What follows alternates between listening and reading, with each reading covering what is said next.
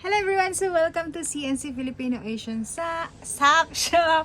So ayan, today is Wednesday. So Wednesday means another delivery day. So we have 27 box ng mga nagkadaiyang Philippine products. So ayan, 27 sila lahat and there will be another delivery on Friday. So ito lang muna ngayon. And hapon na sila nag-deliver. So no choice ako. And so kung makititingnan nyo guys, so di ba paubos ng aking mga display dyan. Even there. So other chips are unavailable na or yung ibang stock. So ayun, marami ng empty shelves. That is why I ordered for today. And ayan. So 27. So kailangan ko na siyang umpisahan. And the rest will be tomorrow. Because it's already hapon na. So, almost 6 o'clock. So, ayun. Magsimula na tayo ha. Bye!